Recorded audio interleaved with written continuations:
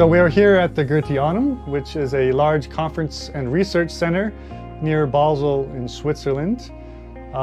We do lots of seminars, larger conferences, and therefore have lots of smaller buildings for different workshops. But our main focus is the large stage, where we do conferences up to 1,000 people. We needed a way to connect all of the buildings together, to get the video together, to get the sound together. Because we already had our Dante solution for our audio network, we wanted to find something that was similar, IP-based over the network, that we could quickly implement into our existing system. So right away, of course, we came upon BirdDog. First implemented one P200 camera as a test, and it was so successful. It worked very, very well for our live streams. We then got the package with 3 P200 cameras and keyboard. Got the task to build a dedicated studio where we could do all of our Zoom sessions for the board. We wanted to have a room where we could also do our live streaming with hybrid, where half people were here and a few hundred people online.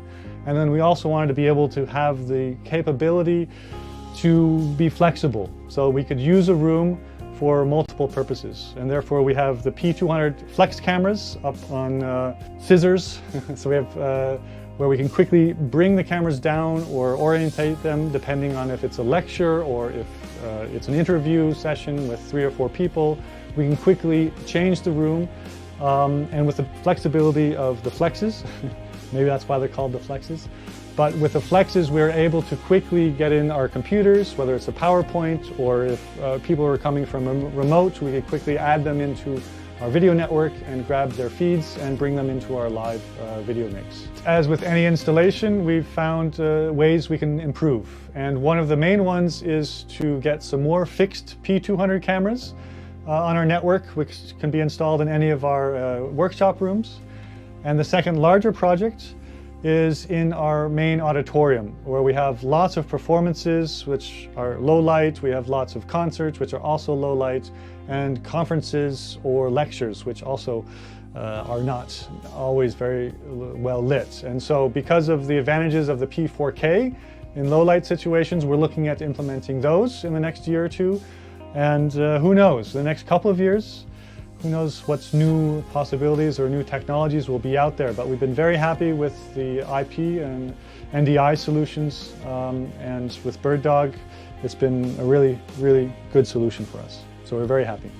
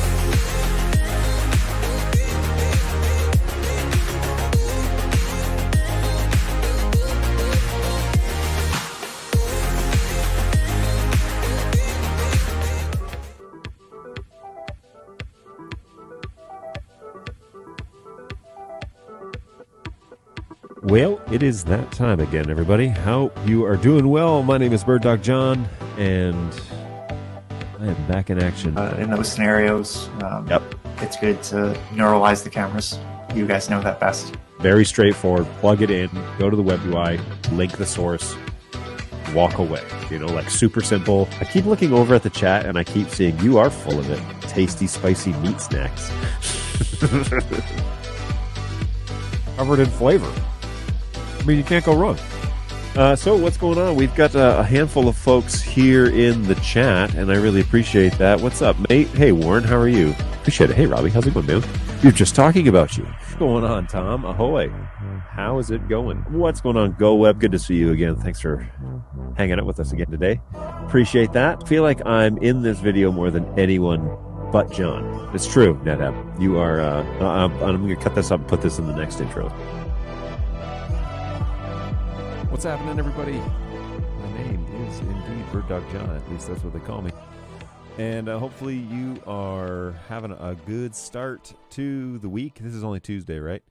So, yep, it's Tuesday, and we're pretty excited here at the support office. Lots of good stuff happening over at BirdDog and in the NDI world, and so there's lots to talk about. And as the title for this show does allude to, we will be discussing some keyboard basics. It's actually requested from a ticket that we had that came in and said, hey, do you guys have a video about just how to do this quickly?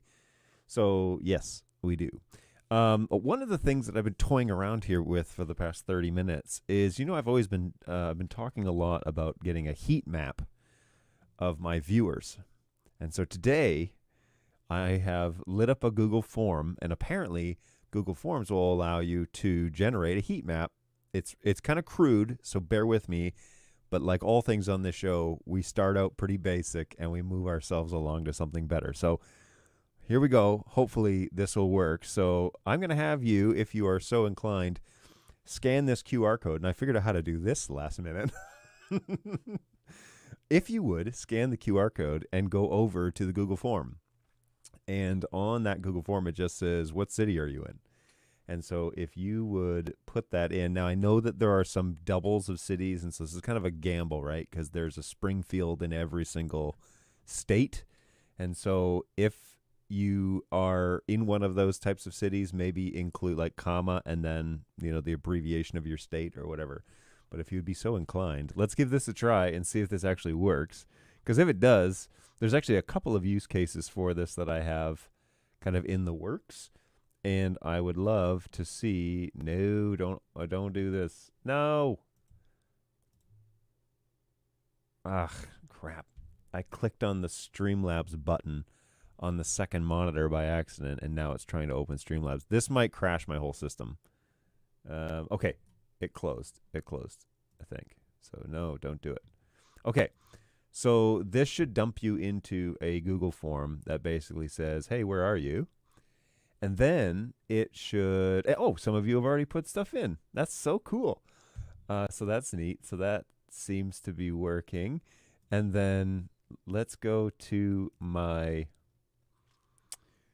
so I put this crudely together here on this little heat map, and I can reload the heat map. I need to set this up so that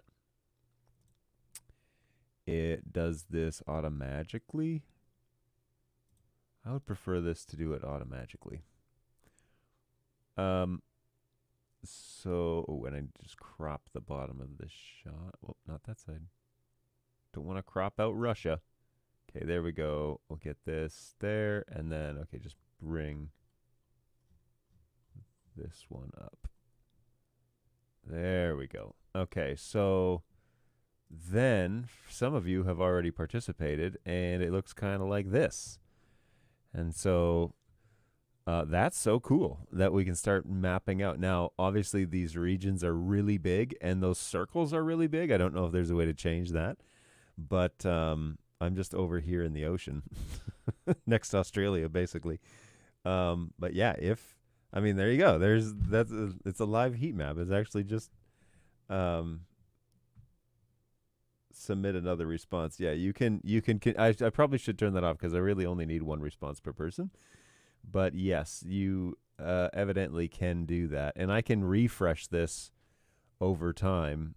Now, the green dot is there's one person in this location, and so far there's no duplicates, so everybody is a dark green. But as soon as two people check in from the same location, then the rest of your colors will fade.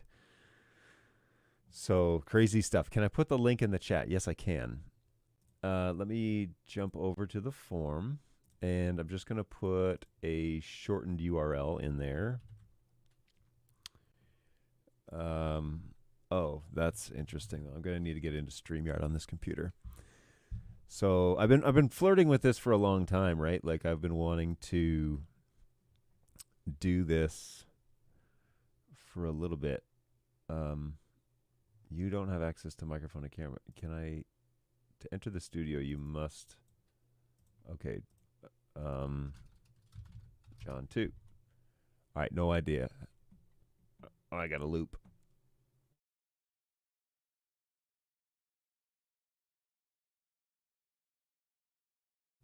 All right, I've got a loop. Bear with me.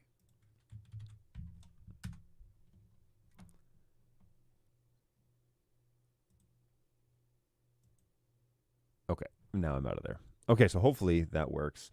The link is available on Twitch and on YouTube. And hey, it's a heat map. Now, what I want to figure out, vMix people, is how do I set a... Man,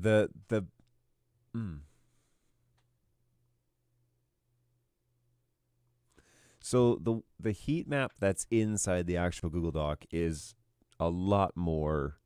it's not as pixelated as this one is. Like, this is a good map of the world, but it's kind of... And I don't understand why part of the United States is underwater. Underwater. like so Washington State is currently underwater. So I don't know what's going on there. But the one that's on my screen is a lot nicer. And I'm wondering if there is a way to add an input and capture do like a desktop. I need to do like a Chrome tab capture, you know. Oh, you know what I could do though is I could pull it up on this machine and do it that way. Ooh, that's a good way to do this. So instead of doing this in vMix, okay, Epiphany. See, I'm just figuring this out for the first time, and I know that's some of you like that aspect about this show. Because, you know, I don't have it all sorted out like some of the greats. Unfortunately, now I've got to sign into this. Oh, jeez.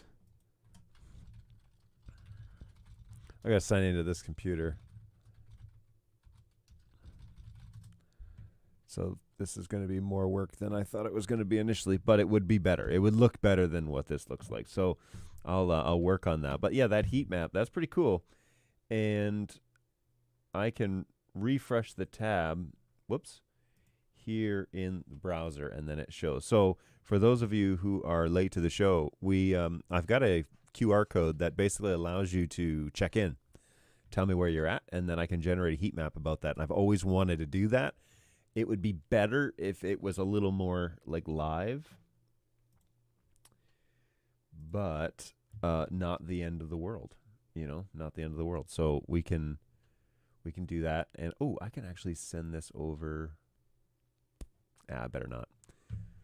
All right, so, hey, hopefully you guys are doing well. And I know I've neglected the chat just right out of the gates here, so let me scroll up here. Hey, what's going on from Stockholm, Sweden? And now you can put it on the map. So, and I think you did. So it's pretty awesome. Hi from a hot Aberdeen. Hey, what's going on? Hopefully you're surviving over there. M-Tash, it's a pleasure. Good morning. And Pandorica, welcome back from Texas. That's exciting. Hopefully things are not too scorching in Texas right now. I just filled it out. After submitting my town, the next page up was another, where are you from? So link titled, add another response. Yes, and I can actually add multiple columns to the list. And so, yeah, I am using browser input. So I can add multiple columns to the list and then be a little bit more specific, I think, with Google. But I just put this together in like 30 minutes after a quick Google search because I'm so frustrated that there's not like just a simple way to do this with Google Maps. Well, evidently, there is. So there you go. I can't see mine. Where did you put yours?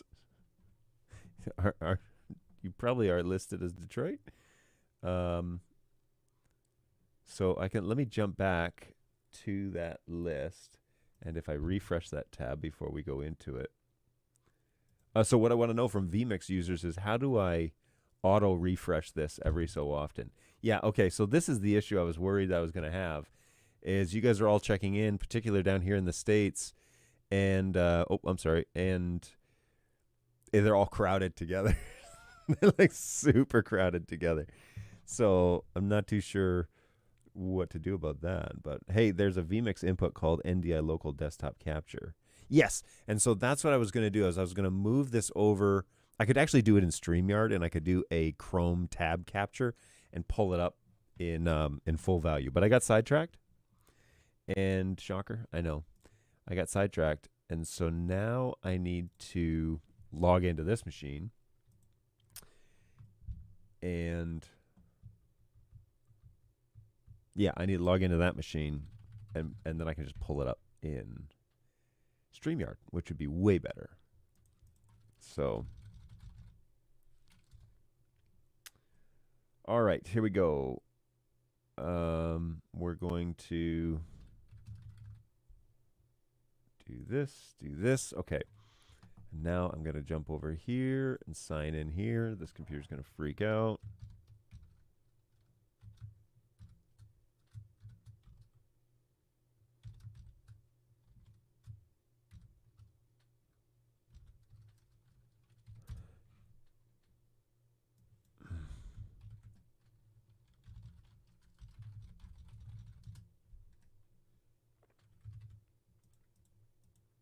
Oh no, did I not do it? Ah, crap. When you think you hit Control C and then you remember that you're using a Mac. I'm going to change that. You can actually change it in the keyboard settings, by the way. If you're used to running on PCs and then you come and you do production stuff on a Mac and I do that all the time. All the time. Ah, that password apparently did not translate right.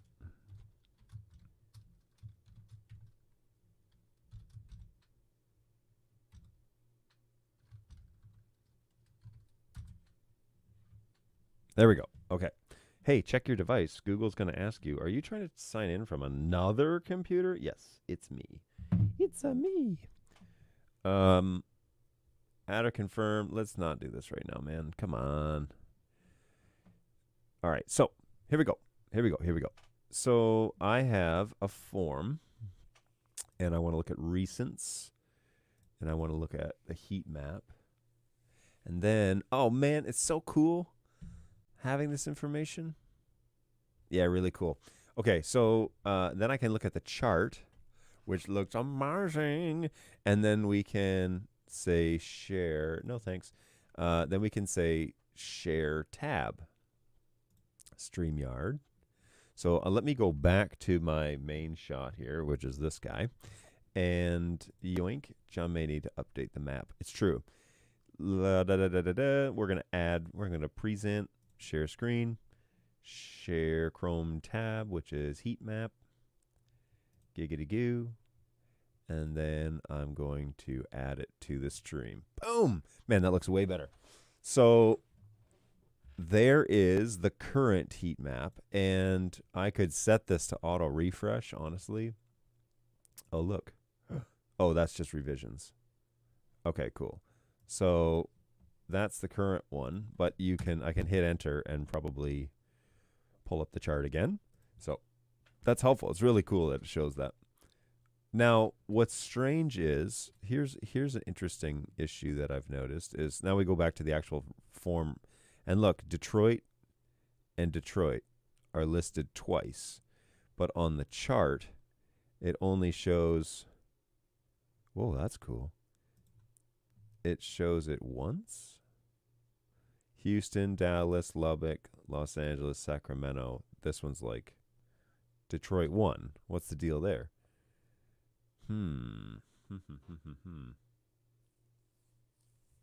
Anyway, open to suggestions on how to make this look, how to make this better, because yeah, it's so cool. And this is all free right now. Like I haven't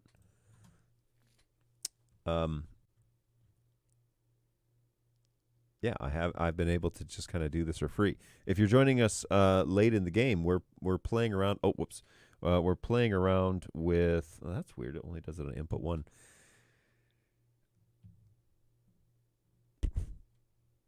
Oh, StreamYard. Right.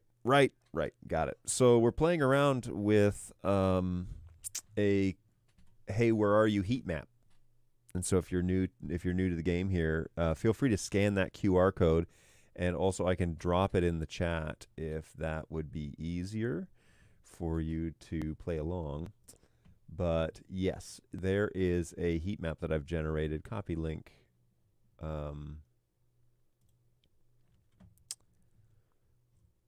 That basically it's just a little Google form is all it is. And you just type in the city that you're at, and then it fills out that information right there. And we can then share that. So as you add that information in real time and we collect those locations, and I'll try and figure out how to do this a little more effectively, but so that we can repeat it every time. But what I might do is major city and then state or province or country, or I don't know how to do that. But, we got another one from India. It's so funny because I can see it in real time. So it's really cool to, like, watch this stuff show up. And on the map that I'm sharing here, it's real time. So, boom, India got marked right away.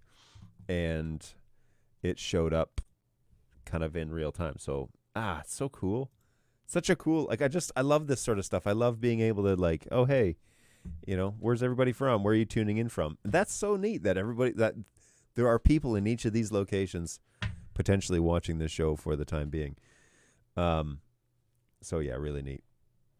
Now, here's the other thing that I don't know with Google. I wish there was on Google Forms, and maybe there is. I wish there was a way to show to have a drop-down list of completed, so you could do like a global list of locations, and so then you could put in like I'm in Ireland, or I'm in Colorado, or I'm in whatever, and it would then filter down to like the major cities. What's the closest city to you on this list? That. Without me having to generate those lists manually. I don't know if that exists in Google Forms, but if there's a Google Form expert out there anywhere, I'd be really interested to know if that exists. So we're doing a heat map here, and I'll put the QR code up just so that everybody has a chance, and we'll keep an eye on it and watch it kind of evolve throughout the show. But I'll try and put this up regularly so you guys can see it. I won't do it during the keyboard basics lesson, but I will do it.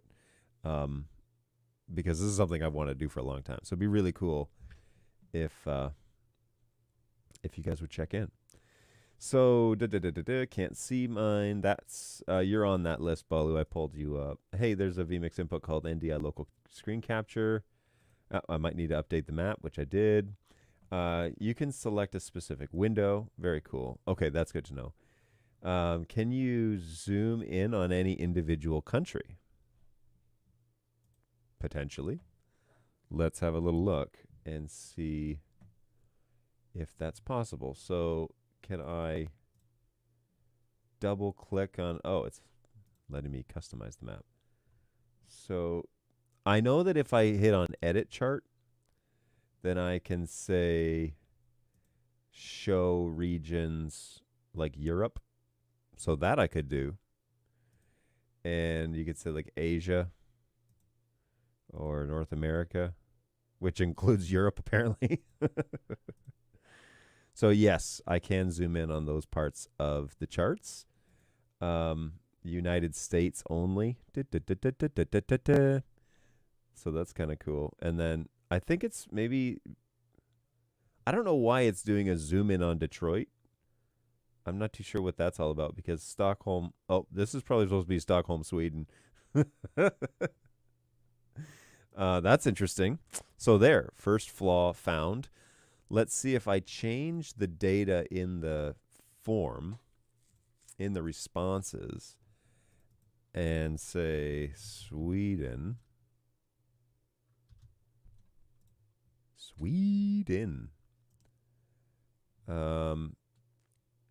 Does it change the chart? Yes, it does. So that one is gone from Stockholm. What is that, New York? And so that's a great lesson that St. Petersburg, Stockholm, Sweden. Yes, so it's now listed back on, now it's on the global one. Oh man, it's so cool. So now the only other thing is I wish I could just generate a full screen output of this map, right? I'm sure there's a way. It says download chart, scalable vector graphics, publish chart, copy chart. When you publish the chart, it makes like a teeny tiny little chart. But there might be a way that we can like embed this somewhere. I know there is a way to embed it, but it might be a way to do that. You can also change the chart to just show the countries light up instead of the locations. So if we were to say edit and say geochart, instead of that, we scroll down and say like this, then that's pretty cool. Although, what's the deal with the U.S.? Why isn't the U.S. showing up? And St. Petersburg, oh, hey, what's going on? India, but like it's not showing any data for the US. But then if we do this, probably, I don't know. I'm gonna have to play around with this. I may need to like have additional fields. But again, if any of you guys are Google geniuses, then hit me up with the here's how you do locations on a Google form where you don't have to fill out every single thing. So Gadgets Pod, what's going on, India? Go Web, welcome, welcome. What is this H2R graphics? I don't know. Can you zoom in? Yep. And then lose the lower third already. Lower third. Oh, just the chat that I'm bringing out. Hey, what's going on, Senseless? Welcome to the show. Hello from Argentina. He's on the map too. That's cool. vMix input, you need to select the resolution. Ooh. Interesting. H2R Graphics has this feature which takes the location from the people mentioning their location from the chat itself. Oh, fascinating. I like that. Change the legend to code by number of participants at each location. Okay, good spot. Maybe that's what it is. So if we edit chart, I'll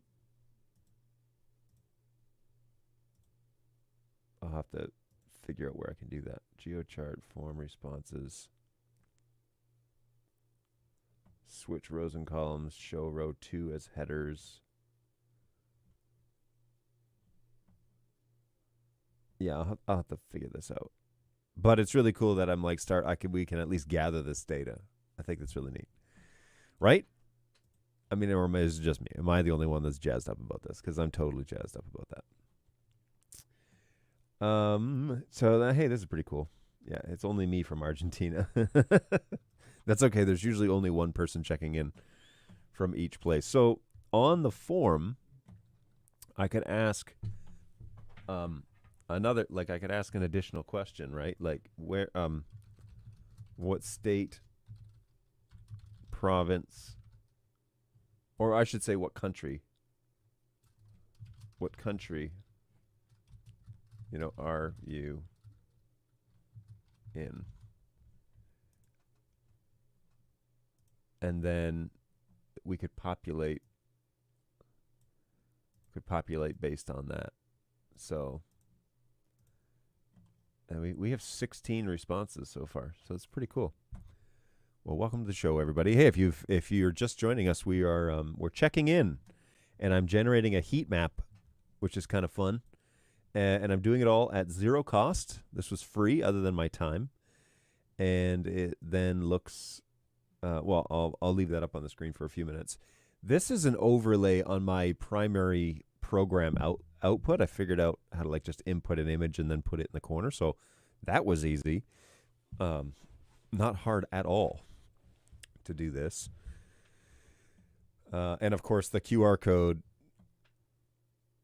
I guess you would be accepting responses during the show, and then you'd have to turn it off afterwards, but whatever. H2RG Graphics is a live graphic overlay tool with tons of features.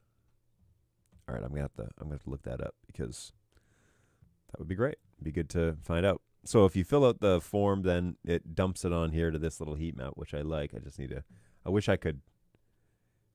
Under view, is there a full screen option? Ooh, boom goes the dynamite.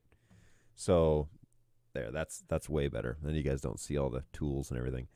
But as you show up on the list and you fill out that little form, we should get more accurate. Now, I did add a second column, right? So if I go back here and I say, what, escape? Yeah, okay. I say edit chart and addresses.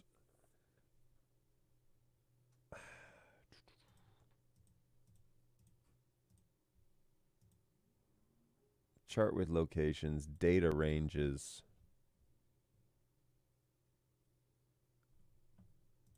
Whoa. Sacramento.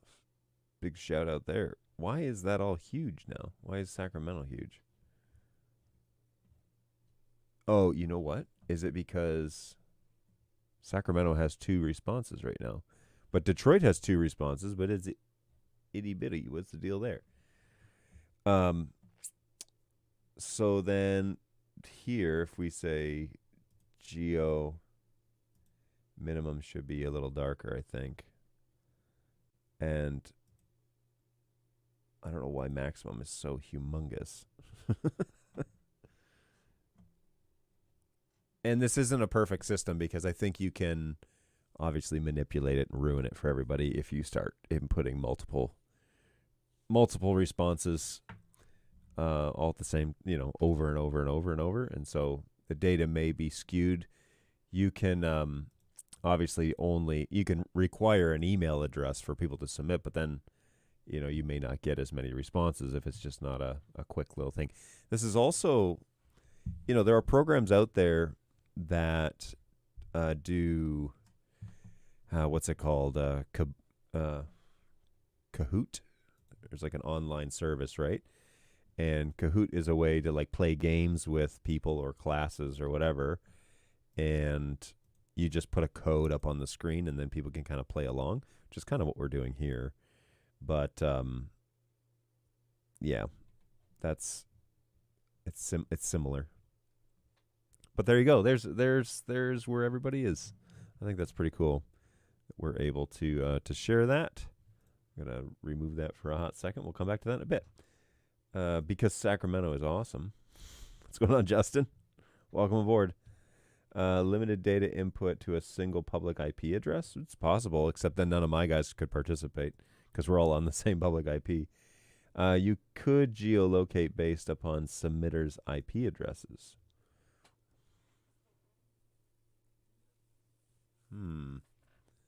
So if I gather that data, would I say, please enter your public IP address into the Google form?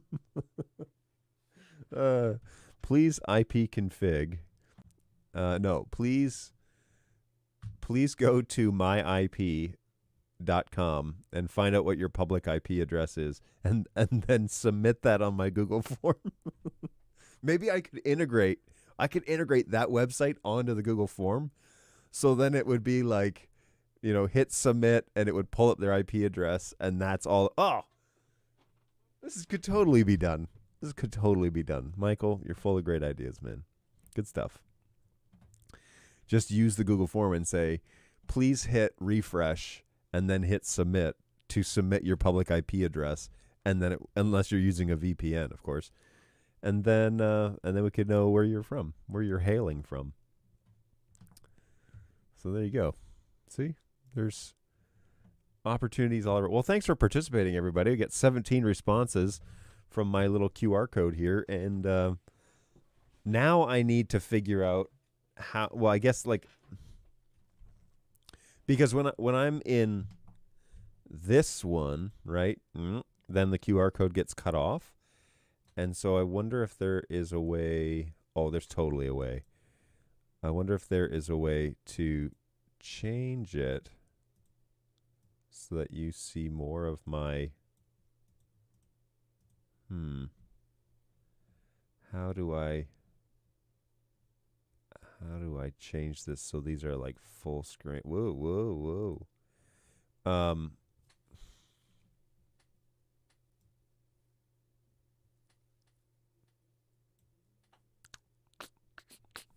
Oh, here. Fill. Whoa. Fit. That's weird because it's not showing my whole video. That's not fit. That's really annoying. Super annoying.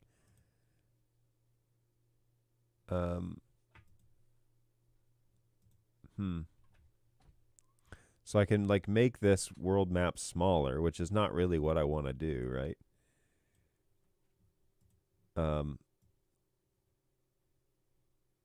And then make me bigger, I guess. I'll just make this for 1.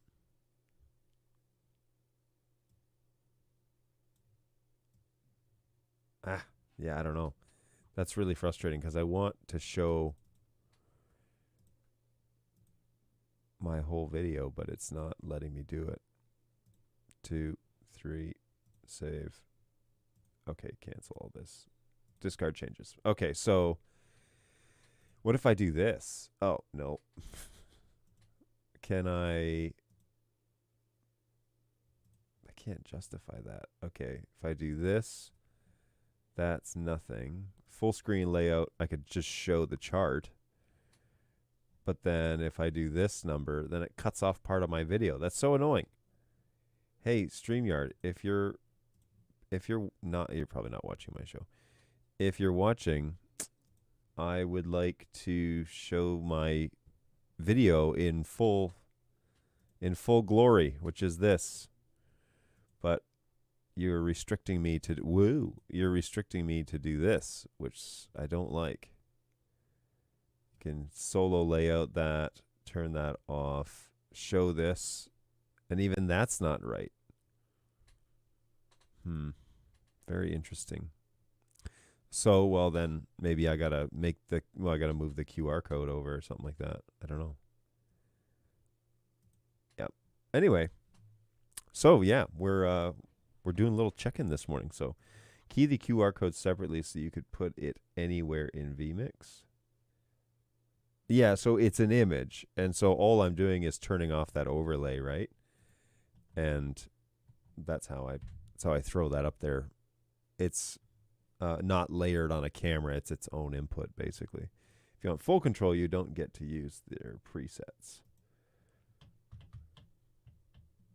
Right. I guess I have to make my own layout, it seems. So if we add a layout, I don't know what this does to the stream, by the way. I guess I should watch. So add a camera slot. That's me. That's the one that I want. And yeah, okay. Okay, Michael, you're right. So there, and then add an item media slot.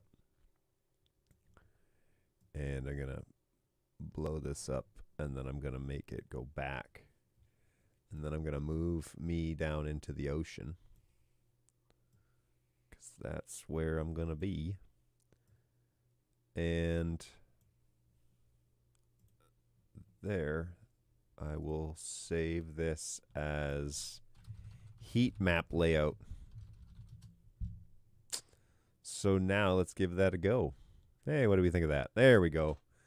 That's a little better. Basically is the same as I had it in vMix, but the picture is so much clearer. So I like that. Or put the QR code over the ocean. It's true. That's not a bad idea. Put the QR code. Again, well, lots of ways to skin the cat here. If I, where's my phone? Here it is. If I scan this code just as is, right, on the screen, does it work? You know, it's not too small. Camera. camera. Come on. Come on. There we go. So if I hold it up there, there it is. Google Docs. And yep. What city are you in? Cool. Okay. Well, I like that a lot. Whoops. So I like that a lot. And now I'm going to return to this. And I'll just keep an eye on that. Sacramento claims to have 2, but the heat map only shows 1. Who else we got? We got somebody watching in Madagascar? Are you kidding me right now? Chrome key out your green so you appear to be in the ocean. So, first the complaint was, John, we can't see you. You look like a floating head. Now you want me to green screen out my background so that I look like a floating head. Which is it, people? Oh, it's Pierre. What's going on, man?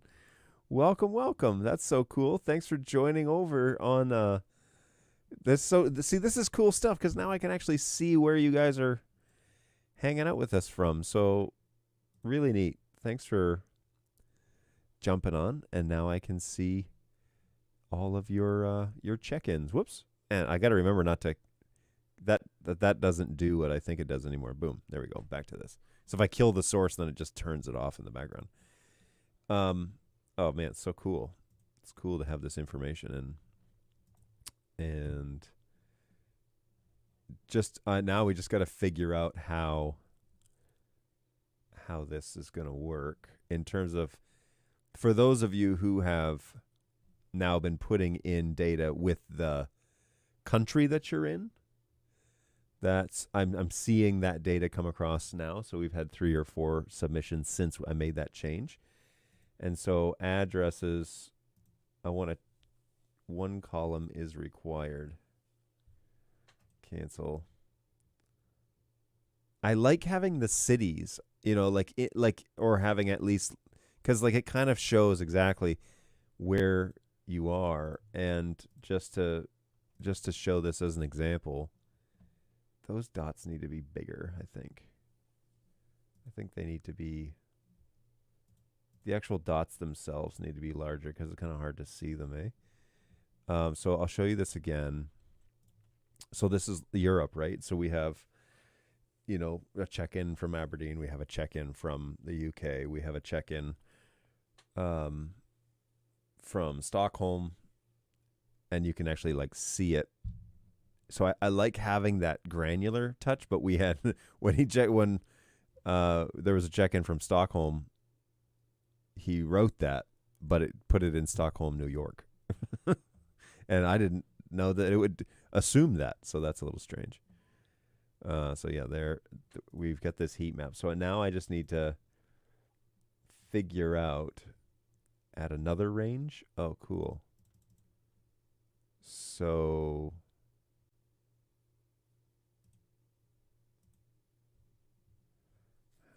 how does this work? Form responses from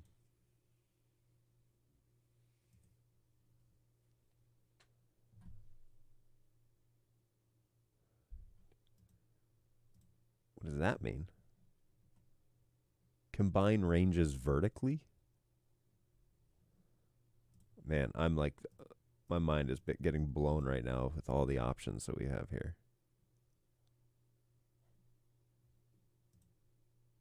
World.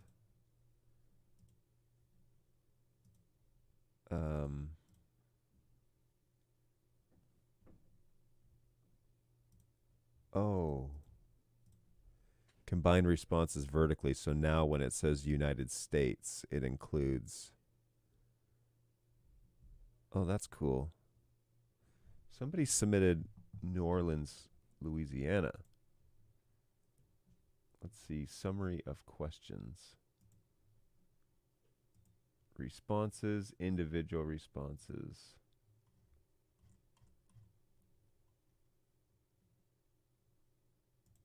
View this, response 15. Oh, I'm this is totally nerdy for me, man. If you can't tell.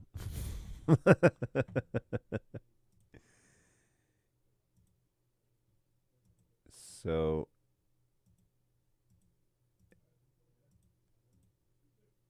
whoa, what is this?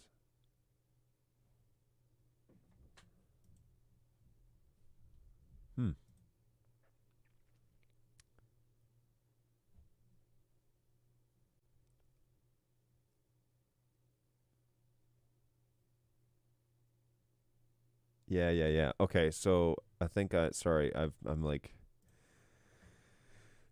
whoa. Oh, because I changed this from full screen, that's why. So do this and then say view full screen. Okay, so yeah, now when we look at this information, Albuquerque, that's probably Monty. Dallas, Houston, Texas, New Orleans, Tuscaloosa. I don't know why Detroit. There are two of us listed on Detroit. Did I fill out the information wrong? Is that what happened? And I'm going to view the results here on this. Try and get this to be updated correctly. Detroit.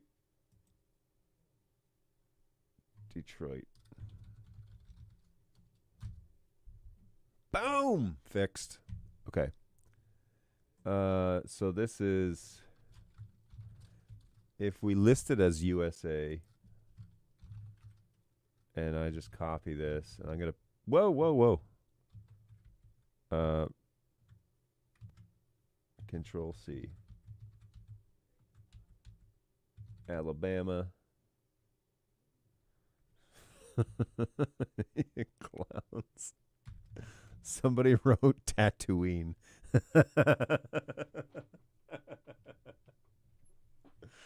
Oh, that's great. Houston, Texas. So if I just add so the country's on there. So now Detroit has a couple of them.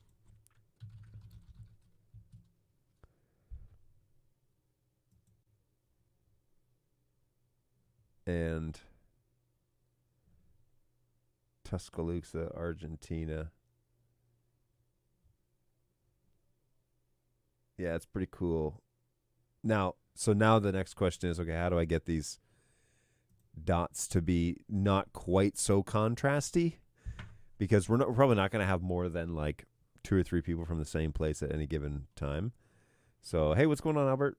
Hey, from New Orleans, where it's hot as the surface of the sun today. Yes, indeedy. Just tuned in. What on earth is happening? Get it? We're checking in, everybody. We're checking in and building a heat map while doing it. So this is fun. If you do an interactive stream like this, I'm finding one of the easiest ways to do this is just make a little Google form and then output that data to, okay, truth be told, I'm doing this for 2 reasons. I've always wanted to do this on my show. So like super nerdy, kind of like getting some weird vibe off of actually this happening for real. But also there are a couple of really well-known streams that we would love to gather this data. And if this theory works, it's a crude way to do it. I'd like to integrate it a little better. And what you could do is you could embed the Google form onto the website or something like that, right? And then people could just go to the website and put in the information there. And while you're live, then the form is accepting results. So that I think is probably the way to do it. Hang on now. I'm getting a report from a trusted source here that I should check it out on Twitch. All right, I'm going to run over to Twitch real quick. Is there an issue scanning view this on Twitch? Oh, what is this thing? Redeem points. Pass.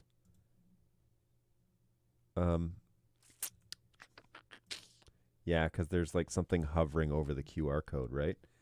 So I can move that for you over on Twitch. That's a good call. Good catch.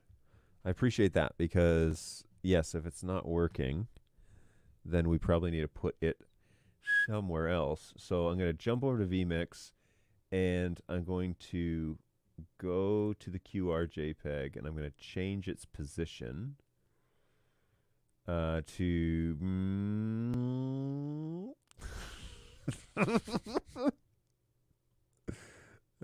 this is fun stuff. And then over there. Okay, so here is this spot any better? Is it better in this corner? And for those of you watching on different platforms, let me know. But oh, hey, and if you're on LinkedIn, I have a list of people in StreamYard, and it tells me how many people are watching. But if you're on LinkedIn, I can't tell. So shoot us a message and let me know that you're watching it on LinkedIn. The sound effects are my favorite. That also helps. It kind of like moves it out of the way. It puts it over in this area, right? But yeah, it's pretty cool. That's good. Then I'm going to get rid of this heat map one that I built and this website one because I find it not intuitive. I want it to be like, good, solid, nice resolution and everything so that when we do something like this, everybody can see what's going on here. So that is the plan.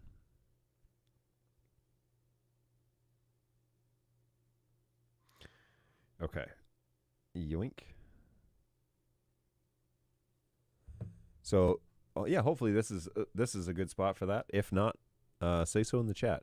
It makes my screen look a little lopsided, but I know that certain streaming folks put... Is there a line through my... Oh, there we go. Okay. I know that certain streaming services will put like things like overlays to collect points or do whatever. So, yeah, I have that same thing because you get like watch points, I guess, for something. So there's that. Anyways, hey, if you want to put a pin on the, you know what I could do for this little heat map here, we could change the minimums to the color minimum to like something way more obvious, like red. And then they'd at least stand out on the map, and then do like a lighter red or something as yeah. So then you can kind of make out what's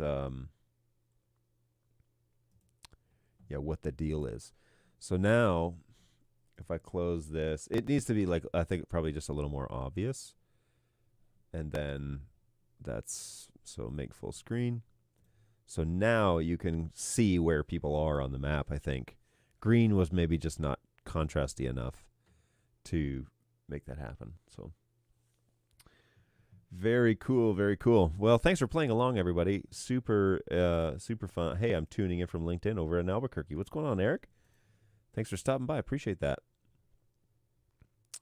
We're monkeying around with heat maps today. So here's my audience. I mean, that's so cool. It's so cool that I can stream that out and show like, hey, look, this is where everybody's checking in from.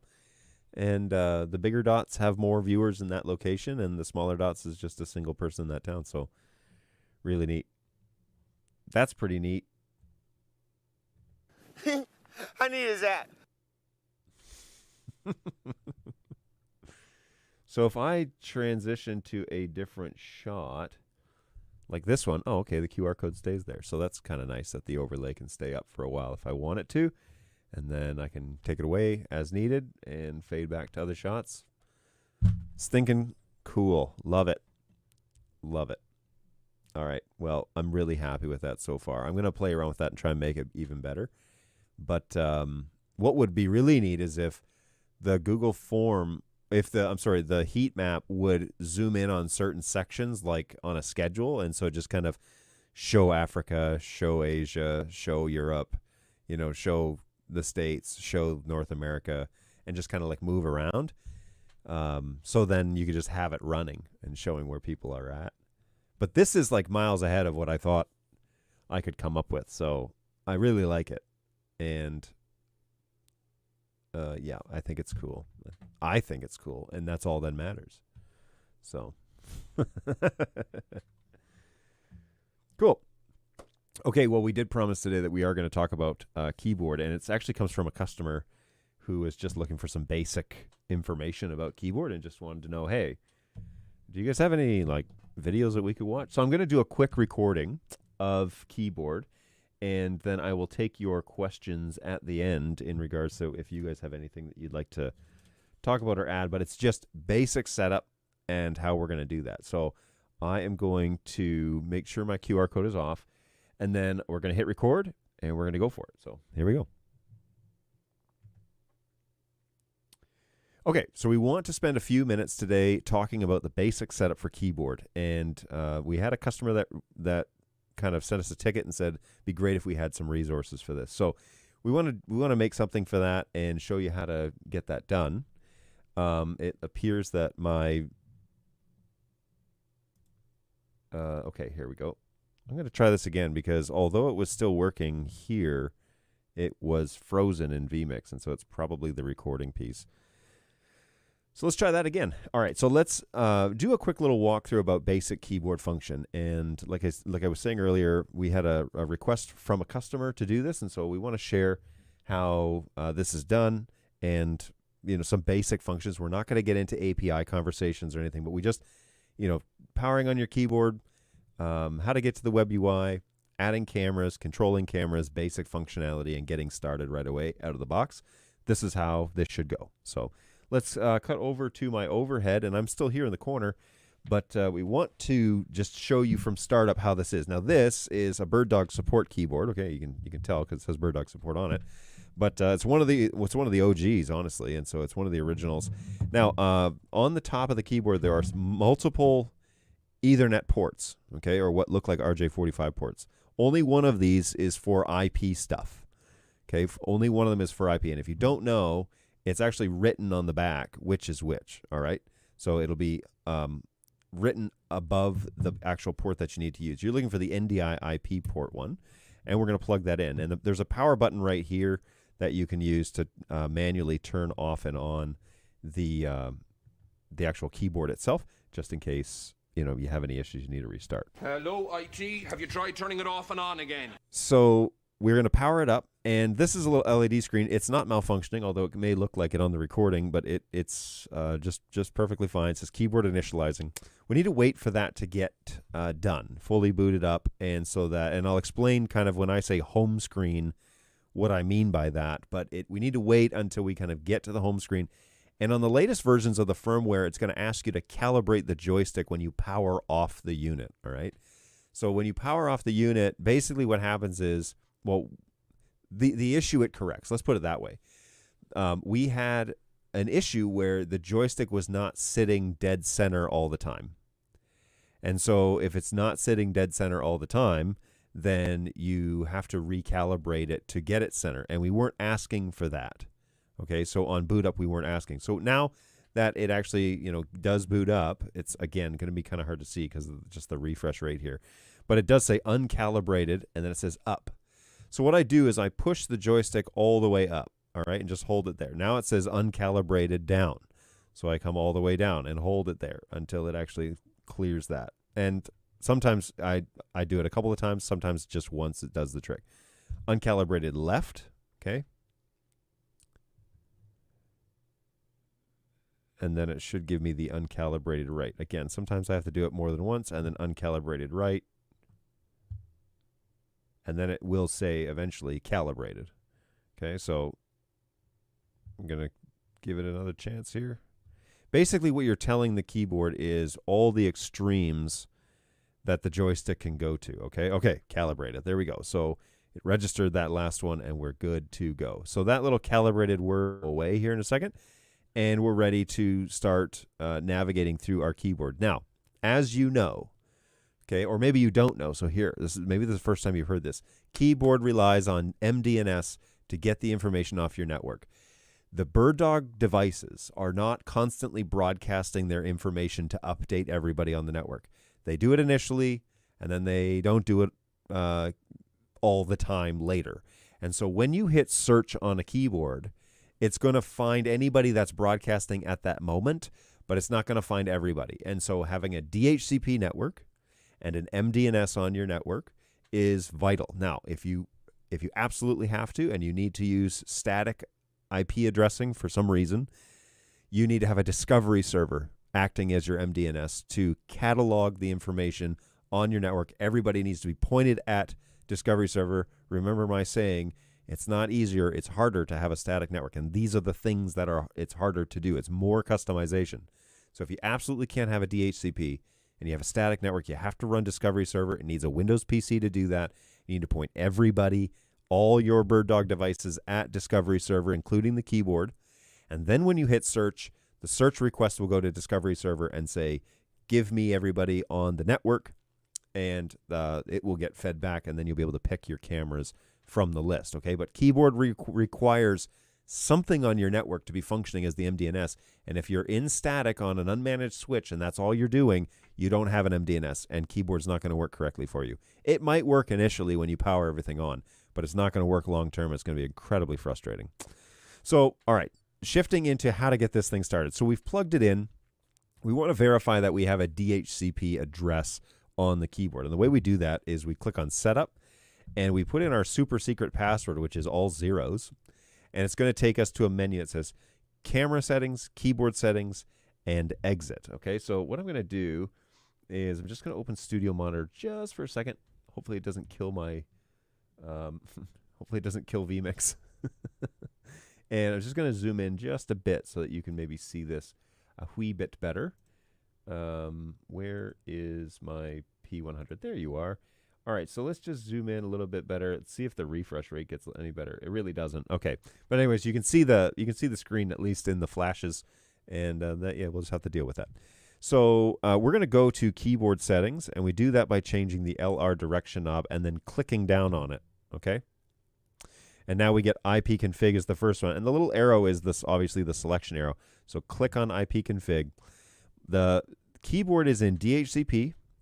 And it's been given a 1 dot address, which is my network, okay? My network is 192.168.1. So if I see that address, 247, that's random enough. That's good. Did it pull the subnet information? It did. 22255 is what we are expecting in the NDI world, okay? You heard it here first. Don't get upset when my agents tell you, are you running a single 22255 subnet? WAC 24, okay? WAC 24, yes. You need to be running 255.255.255.0. And then the default gateway also got pulled, 1.1, or it's 1.256, depending on how you have it configured. 1.1 is correct. So now I'm going to go exit, and I know that that's correct. Now I'm going to scroll. There are a couple of pages here, okay? So I'm going to scroll down to model info, and I'm going to click that LR direction knob. And on the latest firmware, it's going to tell you that IP address again, but then it's going to tell you your MAC address, which is pretty cool. And then it's going to tell you your firmware. Keep scrolling. It's going to tell you your firmware version. Okay, 1.13 NDI. This is NDI 5. And it's going to tell you, a couple other things, but 227 is what's here. Exit and exit. All right, so we exit all the way out. Now, there's a lot of exits. Okay, sorry about that. I don't know what to do about that, but there's a lot of exiting menus. This is what I refer to as the home screen. When you're in operation of the joystick, this is the home screen where you see the camera that's called, you see the port number it's on, so 5961, the short name, which my cameras are all longer than the short name screen allows, and so it's BirdDog-P400 Studio yada yada yada, and it tells me the IP address of the camera that's called. So that's great. We want to now we want to search and find my BirdDog camera on the network. Now, before you do that, I want you to go to Studio Monitor on your computer, and I want you to make sure that you can see the camera on your computer in Studio Monitor and that you can control it. Okay? I want you to go to Studio Monitor on your computer that's on the network with your cameras and your joystick. And I want you to pull up the camera, and I want you to control the camera through Studio Monitor. That needs to be done next. And I can confirm I can do that with my cameras because I just set them up before the show. So do that next. Okay, then the next thing we're going to do is actually call a camera, and we're going to set it up here on the joystick. Now, we need to know what the IP address is of the camera we want to call. And so the best way to do that is while you're in Studio Monitor, hit that little cogwheel in the bottom right-hand corner, and it will pull up the web UI for the camera. And in the web UI address, it tells me that the camera for the P100, which is the one we're watching here, is 1.15. So we're going to look for that one. I'm also going to open up Studio Monitor and pull the P4K. This is that camera that you're looking at directly. And that camera is 1.187. Okay, so those are the two that I want to use. I'm going to close Studio Monitor now because it's doing weird things to my ears. And all right, so I want to add those two cameras to my joystick, okay, to my controller. All right, so the first thing I'm going to do is, that's kind of fuzzy, isn't it? Sorry about that, folks. Let's see if we can get her to focus a little bit. It is a P100 first gen, so bear with me. So the first thing I want to do, I want to hit the search button, which is right here, okay? And it's out of focus again. Let's see if I can fix that while we do that. So we're going to hit the search button. And in the search selection protocol, it's going to say, do you want to do a Visca IP? Now that's Sony Visca IP, okay? Do you want to do a Visca IP? Do you want to do an NDI search, NDI IP? Okay, so that's going to be the BirdDog NDI protocol. Or do you want to exit? There's one of those exit buttons there again. So let me zoom out here to see if we can get her to autofocus a little better. Do you want to exit? And so I want to search via NDI, which is the second selection there, which you can't really tell because, again, we're fuzzy for some reason. Let me dial this. Let me dial this in for you while we do this.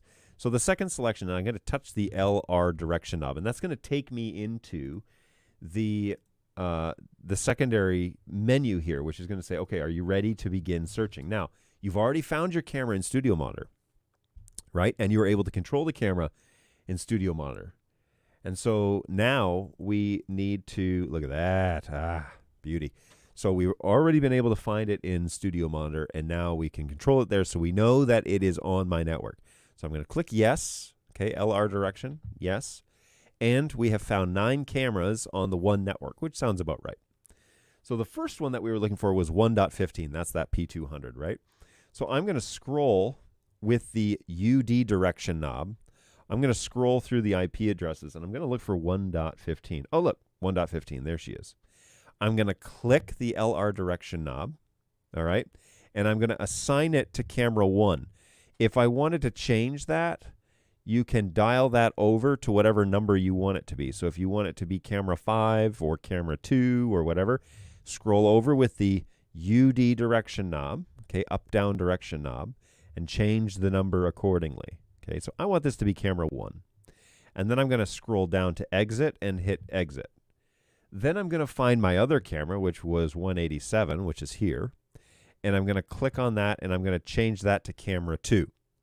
And then I'm going to say exit. When you hit exit, it registers those cameras in those locations, all right?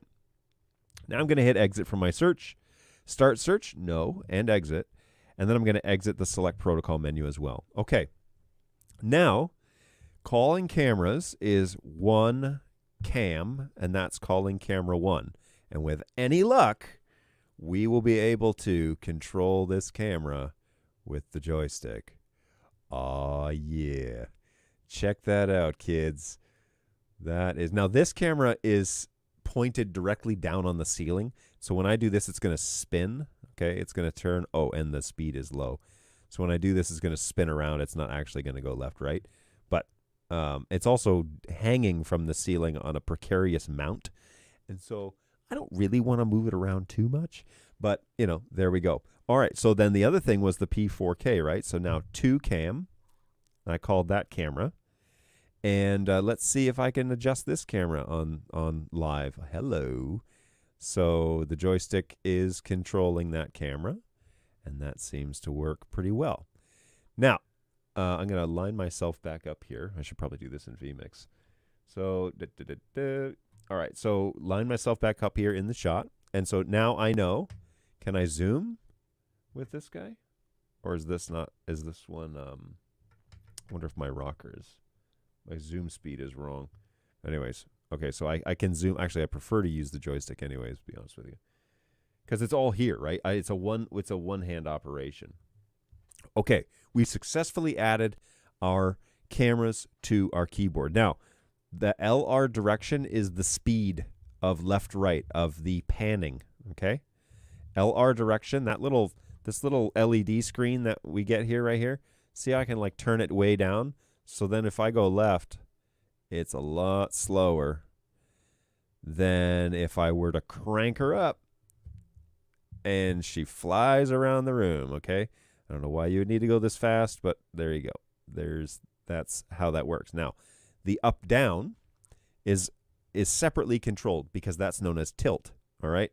So the up-down is separately controlled. So full up. Oh, that's fast. That's weird.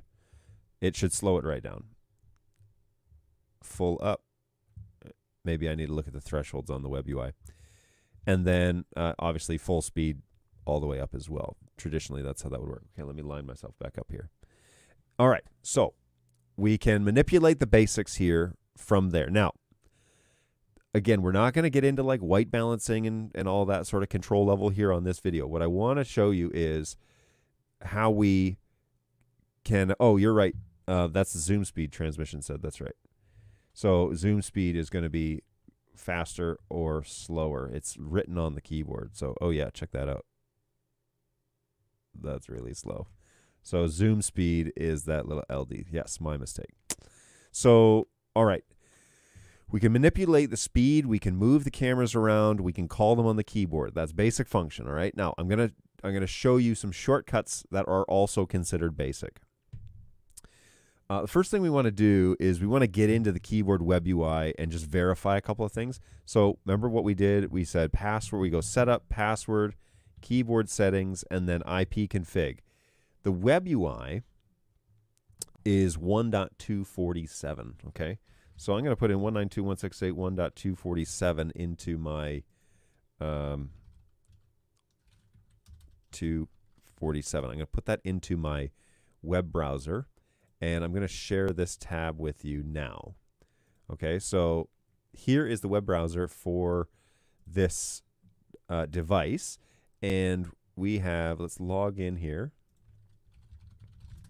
And the thing I want to show you is over on that AV tab where we can change some of the API stuff. Like I said, I'm not going to get into this right now, the API stuff. But what I want you to know is this button right here, this function mode. I'm turning on the function mode on this keyboard, and I'll explain what that all is here in a second, okay? So function, I want to go ahead and hit set. I want to go here and probably restart the device, but I won't do that. Let's see if that actually works for us. And then I'm going to go back to this screen. Now, I'm going to go down to exit. And I'm going to scroll down. Remember, this is under keyboard settings. Okay, this menu is keyboard settings. And what I want to do is I want to go to assign key F1. That is this button right here. Okay, F1. And I'm going to click that. And I want that to call camera 1. So that's what that is, cam 1. Now, you can have it call other things, okay? You can have it do a whole bunch of things. But I want it to call camera 1. So I'm going to go to exit. And then I want to change this to F2. And I want this to call camera 2. So I'm going to set this as camera 2. And I'm going to go exit. All right, now, instead of saying one cam and controlling, now I can just call the cameras by hitting F2 or hitting F1. Okay, so I can control, this is that 100 that's on the ceiling. 2, now I can actually control the P4K back to 1. Now I'm controlling that P100 again. It's really fast, all right? That's the point, is it's supposed to be, you got, okay, if you have a big giant production, you're probably doing API commands and a whole bunch of other things. But if you're just doing like 3 cameras and a keyboard, this is super useful because we can say 1 through 3 are cameras 1 through 3. So you don't have to train anybody to do anything here. 1, 2, 3, cameras 1, 2, 3, right? So I want to get to camera 1, that's my overhead, or camera 2, I want to realign this one with the microphone.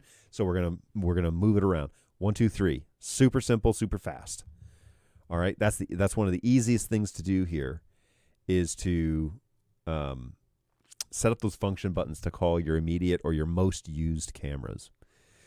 Okay, one other thing then that I'm going to show you that I hope that you will find a little bit helpful is first I'm going to fade over back to my main camera, and I want to throw up this little guy. And so let's jump over to my screen. And we're going to talk a little bit about one other feature that is an option here on your device. Now, remember, all the BirdDog devices the new ones should have your MAC address listed on the bottom of your keyboard. But yeah, that's not a thing on the originals. But you can find out your MAC address by going to Setup, put in your password. You go to Keyboard Settings and that IP config. And, Model Info. Go to Model Info. And on there, it will tell you what the MAC address is. Now, in good BirdDog fashion, remember the last 5 of that MAC address. So in my case, it's D0513. Okay, so now in Studio Monitor, we're going to open up, let me do that real quick for you. Okay, so here is Studio Monitor. And I'm going to right-click, and this is odd, BirdDog D0513, Keyboard Router. Well, looky there. The keyboard is outputting the camera that, it's picking up my microphone, so let me turn that off. Silent.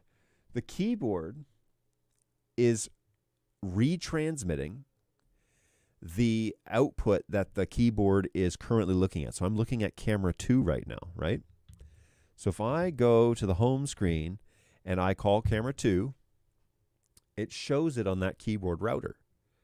But if I call camera 1, it shows my overhead. And then I call camera 2, and it switches back to my main camera, or my camera 2 in this instance. This is such a genius move, BirdDog engineers, and shout out to Dan and his leadership and everything. You can call a show, basically, 3 cameras and a keyboard, and just use your keyboard output as your switcher if you want. So you can, because the keyboard is retransmitting the NDI, retransmitting is probably the wrong word, but that's the way you think about it. Now, what it's not doing is sending 140 megs to your keyboard in and out. It's not doing that.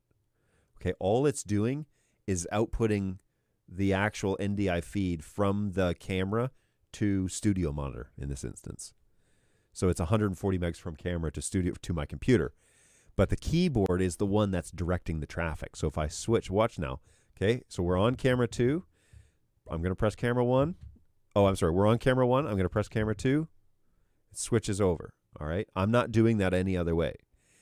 Now, you can get into the APIs. You can do a whole bunch of stuff with that. But you can call cameras, and it'll show you here. Now, so you might think, well, I wouldn't use that for my output of my stream, But your camera operator could be watching that one, right? And so if you're talking to them, you're like, hey, I need a reposition on camera 2. You pull up camera 2. You reposition it real quick. And then it's like, okay, back to main camera. Like it's repositioned, ready to go. And then, hey, I need you to put that back the way you had it because now it doesn't look right. And so we put it back, reposition, okay, and back to main camera. And so like your operator can make small adjustments quickly without needing an additional monitor, without needing a whole, they can have just Studio Monitor on a PC or a crappy laptop or something. And when they say camera 1, boom, it changes for them. They make the adjustment back to their, home road. It's such a great free update for your joystick, for your controller, for your keyboard, whatever you want to call it. It's such a great addition to the BirdDog product because it gives you the ability to quickly reference what it is that you're doing here and get back to the actual production. So it streamlines that a fair bit. Okay, well, I hope that has been helpful how to jump in quick and do your keyboard business. I'm happy to take any questions. We're going to jump over to the chat here in a moment, back to the show, and do that. But feel free to reach out to us, of course, at help@birddog.tv if you have any additional questions about basic keyboard setup. Okay, let's see what's going on in the chat real quick. And I am also going to put this back up there. Scan that QR code, and get added to my heat map. Unbelievably, I figured out how to do that. And so we're building a heat map, and we're going to, I can show you what that looks like even. And yeah, it's really fun. So scan that QR code and check in wherever you are in the world. And with the power of Google, we can show where people are. So feel free to jump in and join us. Good times, great oldies. I saw that my buddy Jeremy, my Ember Mug friend, has joined us. So what's going on, Jeremy? Welcome to the show. Hey, can you try to fix the controller display with the shutter speed? Yeah, I could. But it's way more fun if you get to watch it blinking. That motion makes me nauseous from the top camera. Yes. I appreciate. And thanks for the heads up, by the way, transmission. Yes, you were right. That was the zoom knob. Now, the pan tilt speed is on that first one. The one thing I didn't explain in that video is if you hold down on the home screen, if you hold down the left-right, so I'll put this back up there for a second. If you hold down the left-right direction knob, it will invert the actual joystick. And so now left-right is backwards.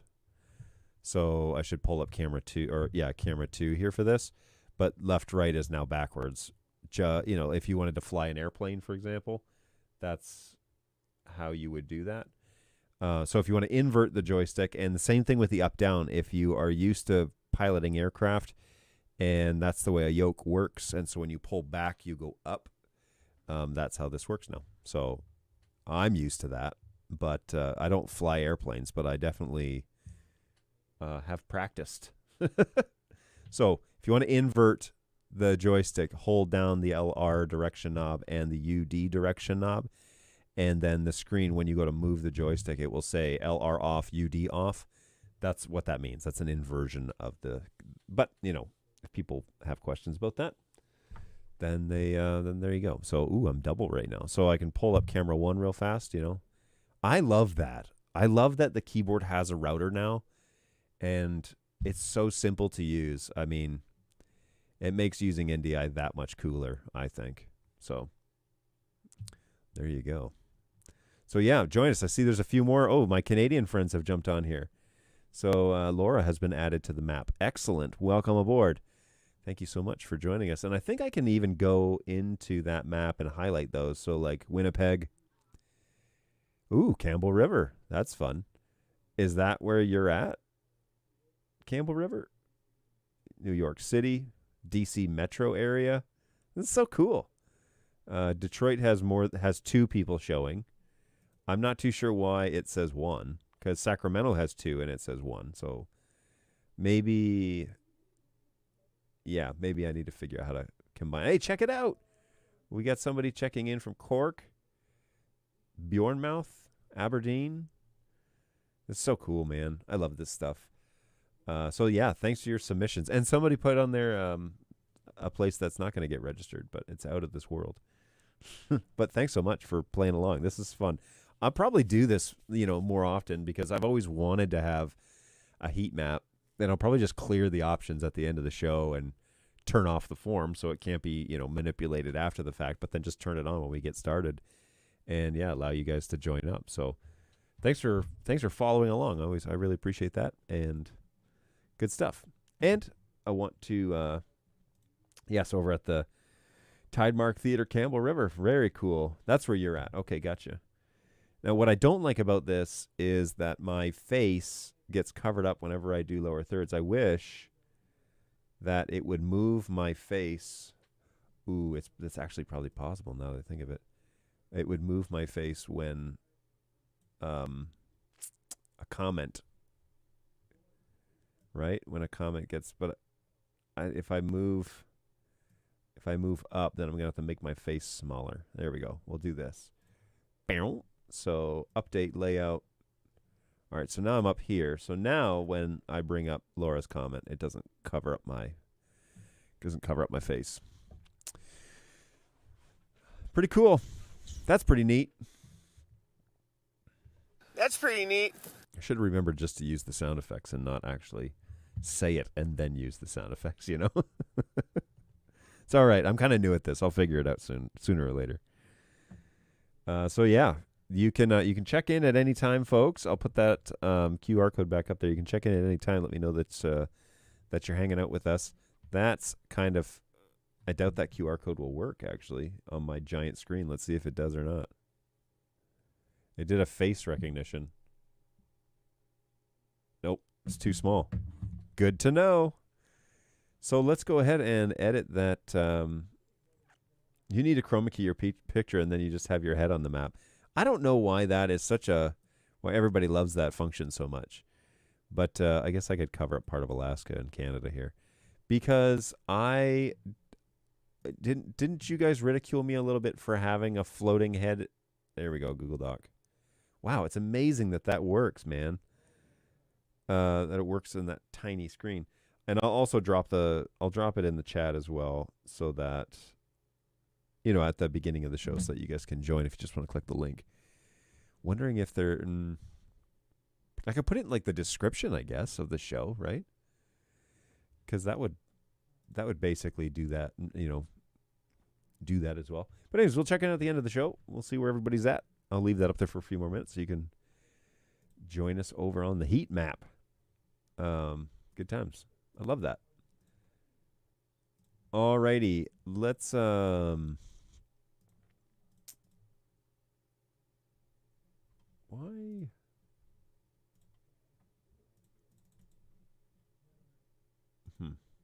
All right. Well, anyways, so hopefully you're doing well. There is a fair bit of stuff going on here at the BirdDog office.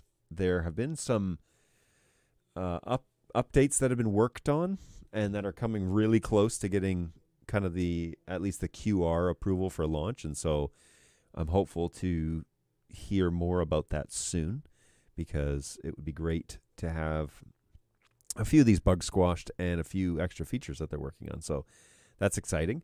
I don't have any like official launch news from anywhere right now, but you know, it's always helpful to have more things underway. And we've implemented, maybe I'll show a little bit about how the sausage is made, but we've implemented some unified systems, not unify the company, but some systems that will unify the BirdDog company around the world so that we can submit things and it's all big and visible and in the same spot.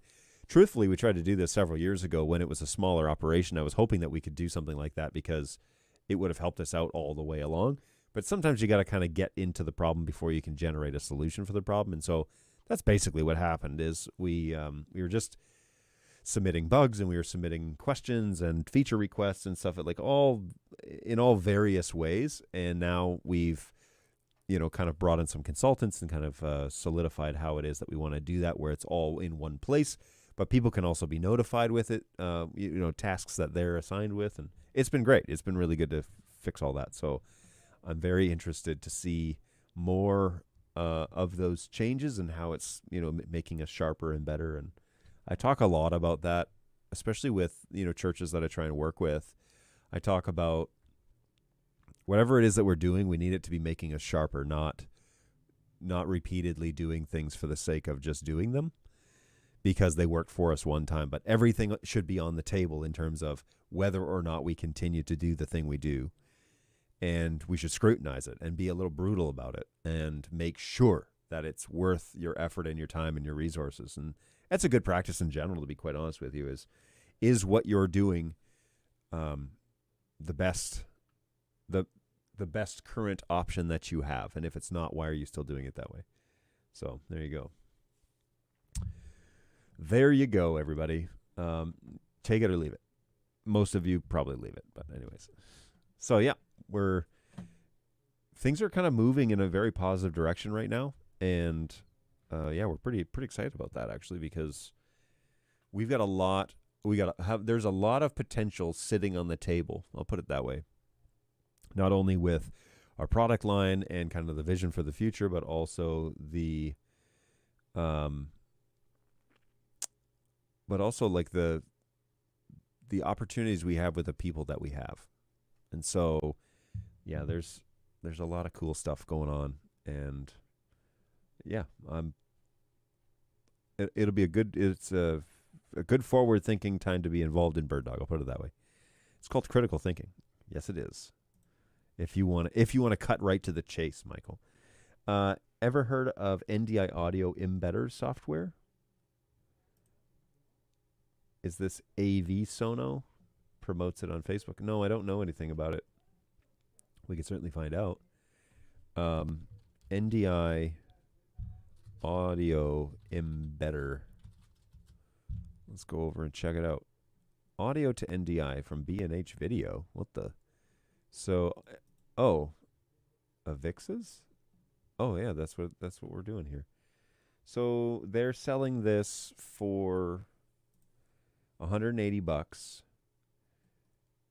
This looks like it is, well, here, I'll put this up for you guys to see too. Audio Embedder. Hurry up. Limited time offer. 50% off. Really? You can embed or de-embed audio. Route up to 512 audio channels. Create 8 NDI video sources. For the first time ever, you can now separate audio and video from your NDI sources with ease. Synchronize your audio and video streams with high precision. Oh, okay. Is that it though? Is that all that we have to share? I don't see anywhere else to learn more about it. How does it work? Is it just like so new? NDI Audio Embedder, NDI Audio Router, NDI Audio Gateway.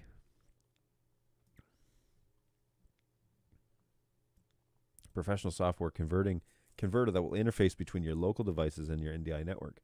The gateway will convert any ASIO, core audio, or ALSA devices to and from NDI audio sources. Cool.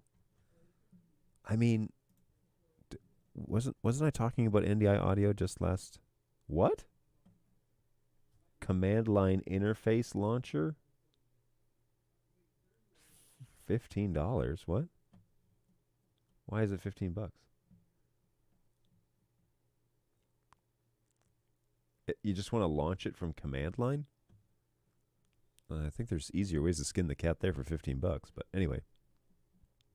Okay. Well, that's interesting. No, I hadn't heard about that.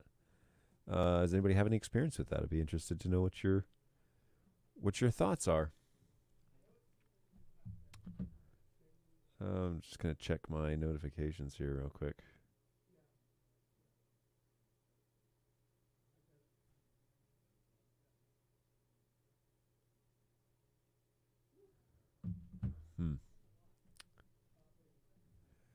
Okay. So I'm going to come back to my heat map. Hey, it looks like we got a couple of people in Johannesburg. Let's take it. What's going on there? This one. I don't know what this one is. So yeah, a few more people have jumped in. That's pretty exciting.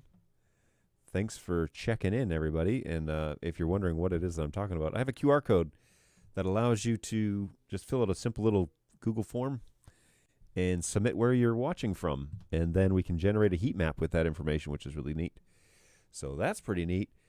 Yeah, I've been looking for a solution like this for quite some time, as you know. And this would be really helpful for loads of people. So there are a bunch of options too, and we kind of touched a little bit on this. You can just fill in the countries, you know. So if I exit full screen here, bear with me now. I say edit chart, and instead of geo markers, we say map like this. This shows, this shows, now I don't know what the deal is with the colors, because so minimum should be like this, I would assume. Mid and then maximums should be like this. So this is doing countries. Mids like this. So is there a weaker? This one maybe? No. So we'll do green. Green and dark green.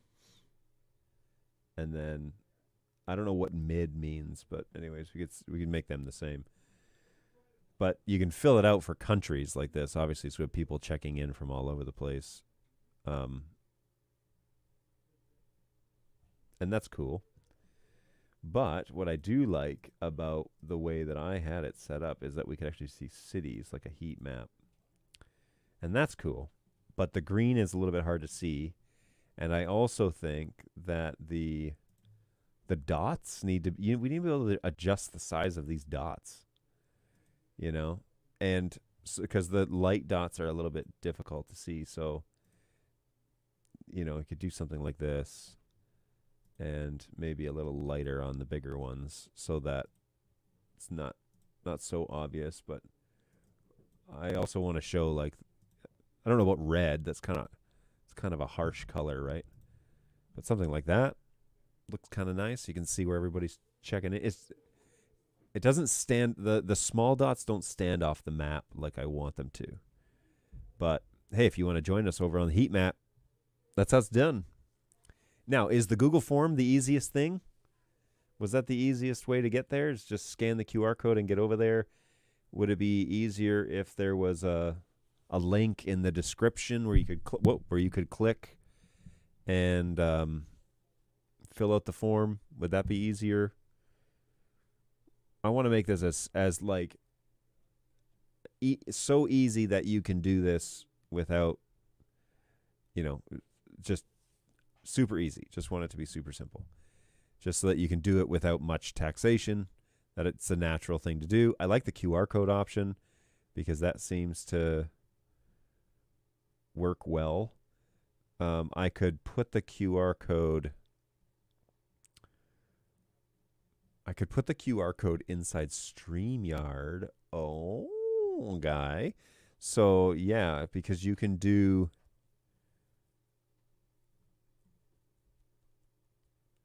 Yeah, I could definitely do that. I could replace the one that's on the start thing, this. I could replace that one with this one. And then you could check in when the show is starting as well, right? Or... yeah, when it's starting. I don't know. What are your thoughts on that? Let me know what you think, because I'm not 100% sure what I should do there. Again, I want it to be super accessible for you. So as long as it's available, then that would be good. But you could also put it in your branding. Like, you can put an overlay. Like, Balu sent me this. So I could, like, totally put it in as an overlay on top of the stream. Yeah, maybe that's what I should do. That might be easier.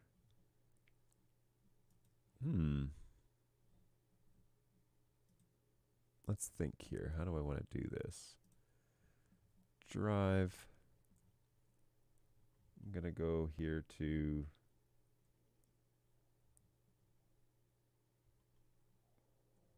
oh, man. Upload file. Yeesh. So, yeah. So I'm going to grab that. Where are you? QR code. Upload it there. Switch over to this file. And download it here. Well, that was easy. Download. I'm going to go into StreamYard. I'm going to add it as an overlay. I'm going to add it. Pop it a jippity. Now, is there a way to... is there a way to put it somewhere? Because that's obnoxious. Yeah, that's obnoxious. So maybe that wasn't the right. There is a logo button that I could add that to. Would that work? So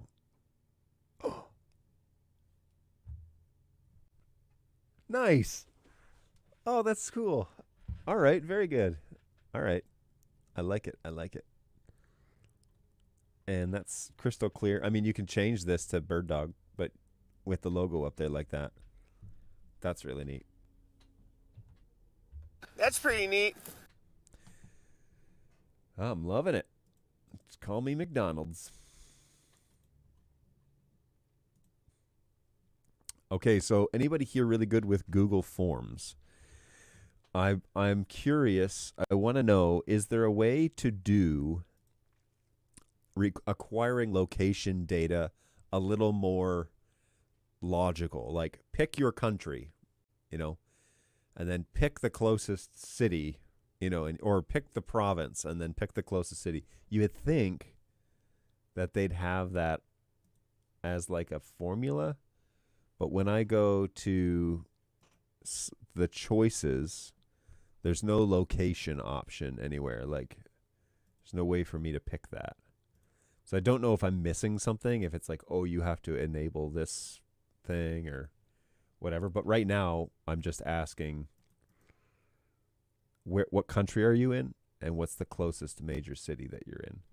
And then the country is getting, added to the list, but it's not. It's not dead on. Oh, we got somebody that's just joined from Mexico. Check that out. It's so cool. It's neat that you can see this all just kind of appearing in real time. So, a couple folks down in the African region, and my Europe base, and then, of course, my North American and South American base. So, really neat.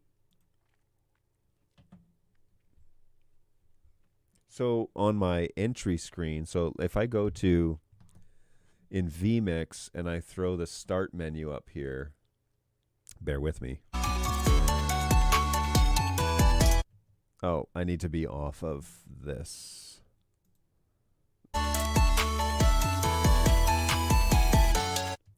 Is it too confusing to have two QR codes on the screen? Maybe this QR code could have like I could generate it again, and it could have like a "Where are you?" or something, or like heat map or something like that. So it explains what it is instead of just some random QR code on the screen. But that's what we're doing here, by the way. So if you're just joining us, come on over and join the heat map. Be a part of our little community. It's fun stuff. Have the form tied to a sheet. Use lookups in the sheet. What's going on, MX Rules? How are you? So use lookup in the sheet. So it is tied to a sheet already, and I can share some of this. So this is all of the data.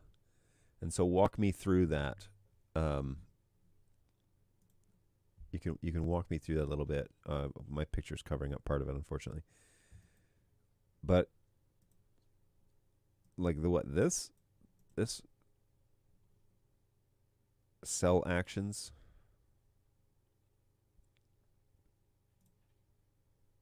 Create a filter. Where it didn't actually show that filter. So if I say remove filter, what filter are we talking about here? Create a filter. Oh, I see.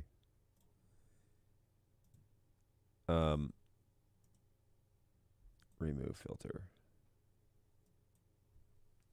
So I see what you mean, Michael.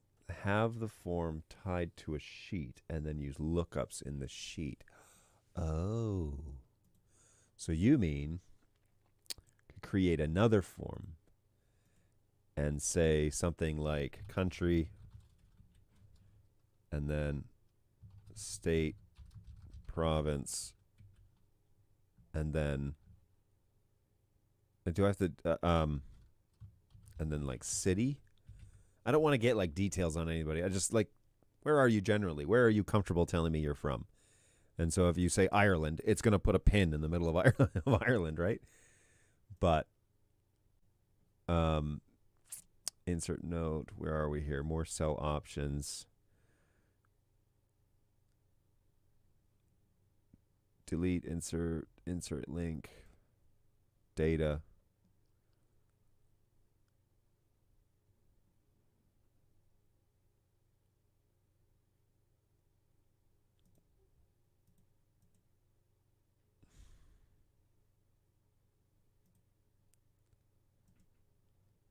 Oh man. This is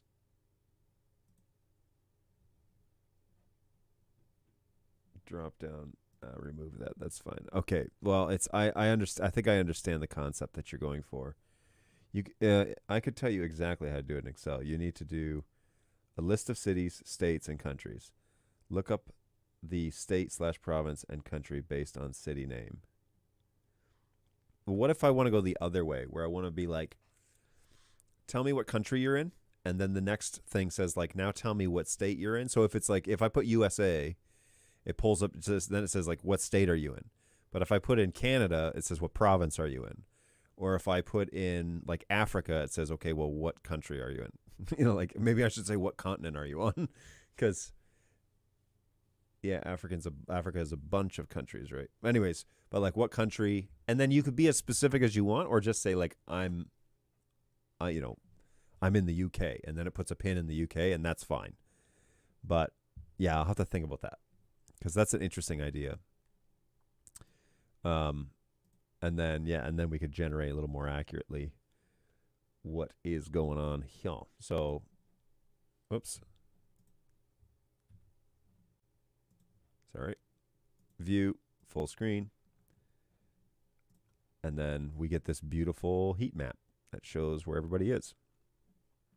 That's different. That requires adding smarts to the form. Yeah, I think I could figure it out though.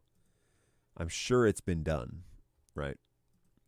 But I literally just need to have it be able to filter. So if I select a country and it says, okay, cool, what city are you from in that country? So if I say Canada, it lists at least all the major cities, or it lists all of them in the database, and you can start typing and it'll drop you down to that one.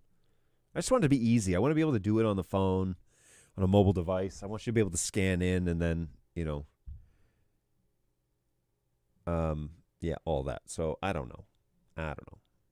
But I'm going to figure it out. Totally going to figure it out, because I think it'll be really neat. And if I could get this sorted out, this would be a huge resource for a bunch of people that I know of. So yeah, I'd be interested in that. Okay, folks, it's almost 1 o'clock, so I am going to get ready to sign off here. And hopefully you have enjoyed your time here watching me nerd out over a heat map, which is pretty much all we've done here on the show today.